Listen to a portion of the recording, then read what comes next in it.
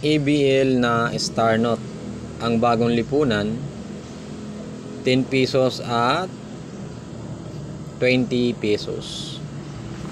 So may 2 pesos, 5 pesos hanggang 100 na mga Star Note. Yung iba seat nila kinukuha.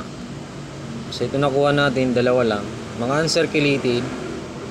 Isa sa mga magandang i-collect talaga is mga uncirculated. Yan. Mga Star Note ang tawag nila dyan. Bali, ang kulang pa natin ay 2 pesos, 5, 50, and 100. Yan ang kulang natin sa set na to na mga Star Note. Ang bagong lipunan. Yung sa 1 kasi, 1 piso, Filipino series na yun. Hindi na ABL. Ito yung ABL. ABL, ibig sabihin, ang bagong lipunan. Yan. Maganda pang condition ito. Very good condition. Uncirculated condition.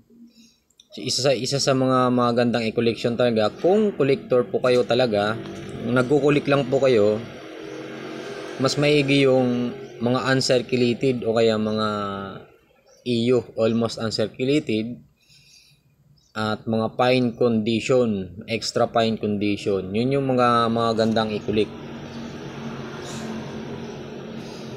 Para mas maganda kasi tingnan pag uncirculated siya o kaya extra fine condition, depende sa mga items na gusto nyong i-collect.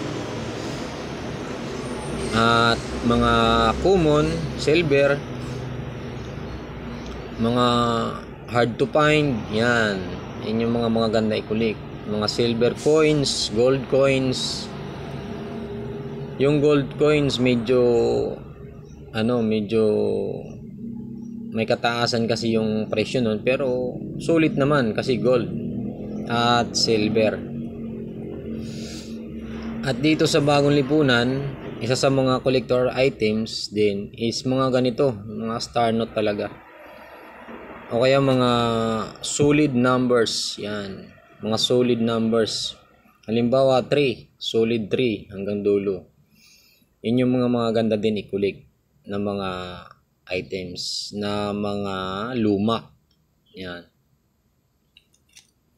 Sa mga coins naman, hard to find, mga rare coin, error coin, silver coin, gold coin, yun ang mga isa sa mga gandang i-collect din. Yan.